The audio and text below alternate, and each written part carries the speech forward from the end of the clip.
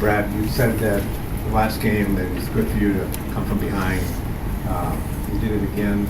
Just what do you think your team learned from the other night that they used tonight? Well, it didn't. The other night, I felt like it was going to be harder to come back in that situation because I thought that the Knicks had a really good way about them going into the last 8 minutes. And I thought Minnesota did too, but Minnesota's on the second of the back-to-back. They've traveled a lot in the last 4 days. And, we've been through that on the other end a couple times ourselves, and that's a really difficult thing. And so I don't want to minimize that. They missed some shots at the rim that they normally would make, but our guys, were advantageous in pulling out a win and made some big plays down the stretch themselves, both offensively and defensively. And Kevin Love had 27 points, but he took a lot of shots. That really made it work. Yeah, talk about that. Well, obviously, Kevin Love's in that elite group of guys that you really respect from the outside looking in, and then when you get in the middle of it, you respect even more because he can do so many things. The best part about tonight was our primary defender on him wasn't playing much of the night with foul trouble, and I thought Humphries did a phenomenal job off the bench for us on both ends of the floor, but certainly in guarding and defending Kevin Love, he did it as well as he could, and I certainly was very happy with that, and I was very happy with how we guarded him on the last couple of out-of-bounds plays because, obviously we thought that he was the go-to for three in those situations. And Coach, the balancing act that you had to have with Kelly and Hump out there, it seemed the minutes each of those guys got were really key for you guys tonight. Yeah, we needed them last Wednesday, bad, I think that having all five guys may not be maybe a tough juggling act, but it's also an advantage to be able to throw five different guys in with five different skill sets. We had a bunch of jump shots made by our bigs tonight. That stretches the floor. That's a real positive thing. I think Kelly had 2 threes, Sully at least had 1. So I feel really good about those guys and the different strengths they bring to the table. And just to follow up on that, you mentioned Jared Sullinger, just his game both offensively and defensively. Can you just talk a little about that?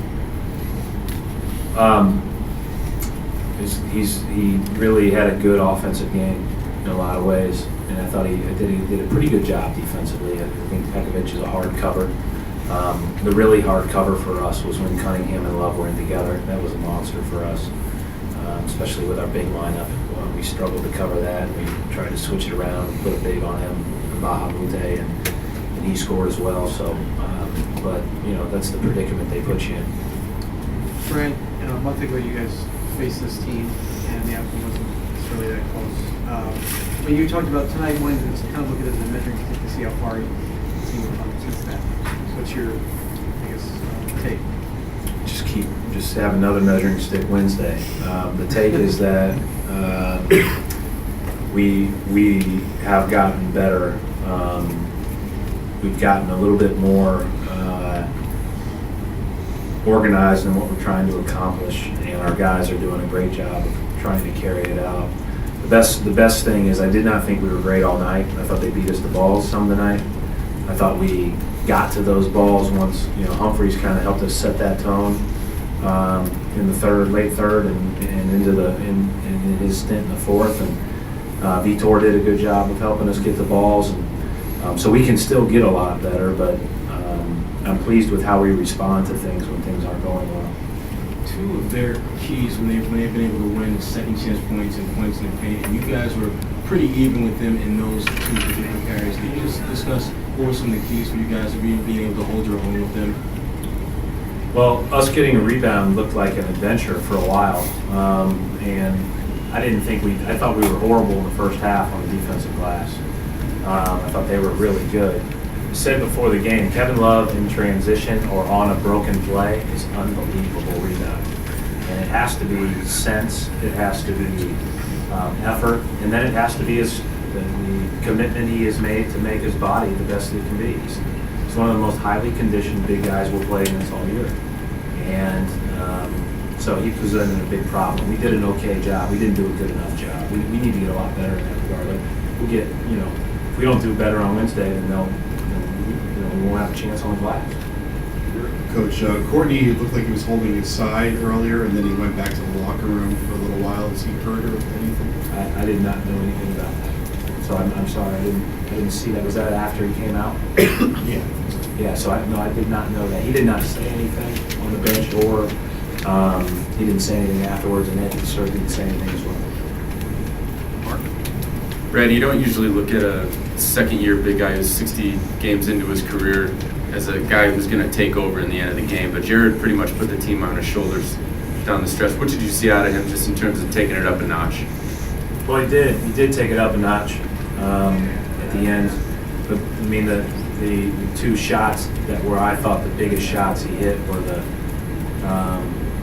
he popped off of and shot a two-pointer, and then he pick and popped at the top of the key and made the top of the key three. And those were huge, huge, huge shots.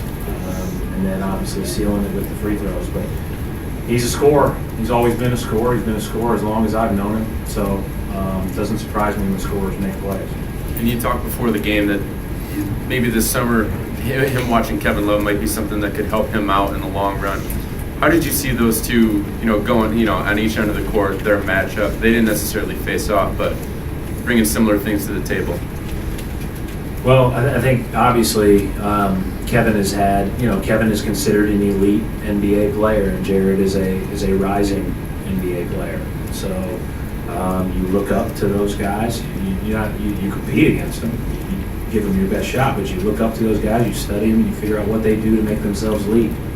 And I think again, I'd really like to see him spend time and I think you do that with all your guys. And whether it's a person in basketball or a person in another sport or a person that used to play basketball, that you can kind of identify with, then those are good guys to learn from and grow and expand your game. But what Kevin Love has done is he's taken his game to where we're asking questions, can Jared shoot three or can Jared shoot jump shots?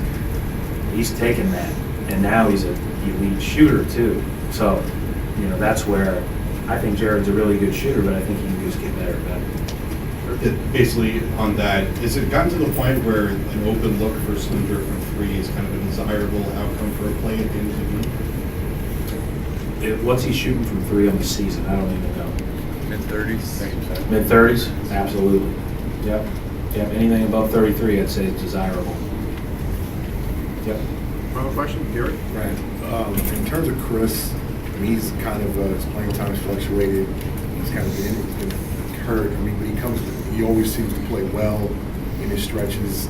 He's a professional. Can you just kind of touch on what he's meant to this team in terms of the depth and coming through when he's called upon?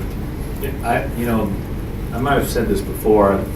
My admiration for guys usually goes to the guys that don't get opportunities because they have to deal with stuff that's harder than being the guy that plays the minutes. And so, I thoroughly respect those guys that are sitting, and when their time comes, nobody's rooting for them harder than me for them to take advantage of it. And so it's nice to see that, and I give Keith and Marshawn credit. They have the exact same attitude as Chris. And when their extended opportunities come, I think they'll take advantage of it, just like he has, because they're good teammates.